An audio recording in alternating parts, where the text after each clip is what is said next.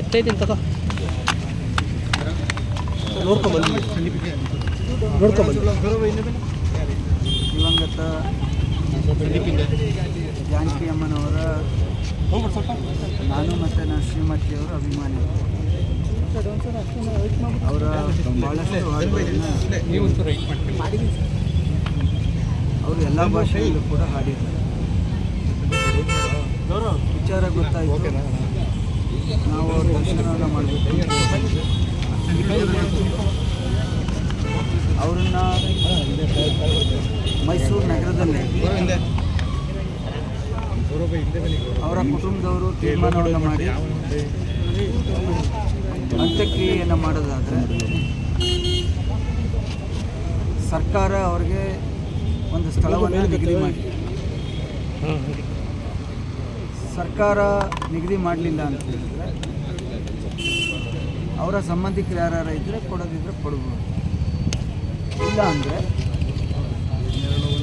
ನಮ್ಮ ಆಟಿನಗರ್ ಅಂತೇನಿದೆ ನಮ್ಮ ಚೌಟ್ರಿಯಿಂದ ಮುಂದೆ ಈಗಾಗಲೇ ಅಲ್ಲಿ ಪ್ಲಾನ್ ಅಪ್ರೂವಲ್ ಆಗಿ ಮೂಡಾದಲ್ಲಿ ಎಲಿನೇಷನ್ ಆಗಿ ಇರ್ತಕ್ಕಂಥ ಸ್ಥಳದಲ್ಲಿ 40-60 ನಿವೇಶನವನ್ನು ಅವರ ಸಮಾಧಿಗೋಸ್ಕರ ಉಚಿತವಾಗಿ ಕೊಡಲಿಕ್ಕೆ ನಮ್ಮ ಕುಟುಂಬ ಬದ್ಧ ಇದೆ. ಜೊತೆಗೆ ಅವರ ಕುಟುಂಬದವರು ಯಾರು ಟ್ರಸ್ಟ್ ಇದ್ದಾರೆ ಅದಕ್ಕೆ ಆ ನಿವೇಶನವನ್ನು ಅಥವಾ ಸರ್ಕಾರಿ ಉಚಿತವಾಗಿ ಬರ್ಕೊಡ್ಲಿಕ್ಕೆ ಬದ್ಧ ಇದೆ. ಅಷ್ಟು ದೊಡ್ಡ ಅಭಿಮಾನಿ ಇಲ್ಲ ಸರ್.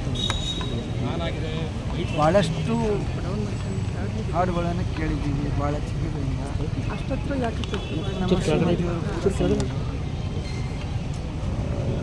ಇಂಥ ಸಂದರ್ಭಗಳಲ್ಲಿ ನಾವು ಕೂಡ ಏನಾದರೂ ಒಂದು ಅಳಿಲು ಸೇವೆಯನ್ನು ಮಾಡಬೇಕು ಅನ್ನೋ ಭಾವನೆ.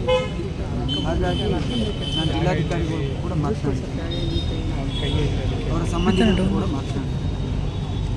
ಅವ್ರೇನು ನಿರ್ಧಾರವನ್ನು ತೆಗೆದುಕೊಳ್ತಾರೆ, ನನ್ನ ದೂರವಾಣಿ ನಂಬರ್ ಕೊಟ್ಟಿದ್ದೀನಿ, ಮೊಬೈಲ್ ನಂಬರ್. ಅವ್ರು ಹೇಳಿದ್ರೆ ಬೆಳಗ್ಗೆ ಭಾಳ ತುಂಬ ಚೆನ್ನಾಗಿರ್ತಕ್ಕಂಥ ಸ್ಥಳ, ಅವ್ರು ಬಂದು ಅಲ್ಲಿ ಮಾಡಿದ್ರೆ ನಮಗೂ ಕೂಡ ಸಂತೋಷ. ಮೇಡಮ್ ಮಾತಾಡೋದು ಸರ್, ಈಗ ಮೈಸೂರಲ್ಲೇ ಮಾಡ್ತಾರೆ. ನಾನು ದಟ್ಕಳಿಂದ 46 ಅವ್ರ ಹೆಸರಿಗೆ ಸೈಟ್ ಕೂಡ ಏನು ಇನ್ನೂ ಸರಿ ಅವ್ರನ್ನ ದಫನ್ ಮಾಡೋಕ್ಕೋಸ್ಕರ ಅವ್ರು ಮಾಡ್ತಾರೆ, ದಫನ್ ಮಾಡ್ತಾರೆ.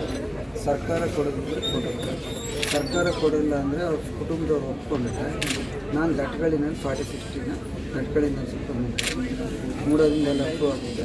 40-60 ಅಂತ್ಯಕ್ರಿಯೆ ಮಾಡಲಿಕ್ಕೆ ಅವ್ರಿಗೆ ಅವ್ರದ್ದು ಅದೇ ಅವರ ಟ್ರಸ್ಟ್ಗೇನೆ 40-60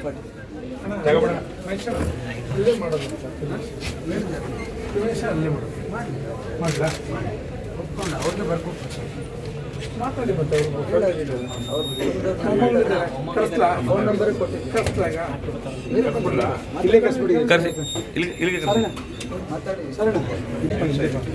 ಅಪ್ಪಣ ಚೂರಿಂದ ಬಾ, ಫ್ರೀಯಾಗಿ ಮಾತಾಡಲಿ ಸರ್. ನೀವು ಸ್ವಲ್ಪ ಹಿಂದೆ ನಿಂತ್ಕೊಳ್ಳಿ ಸರ್.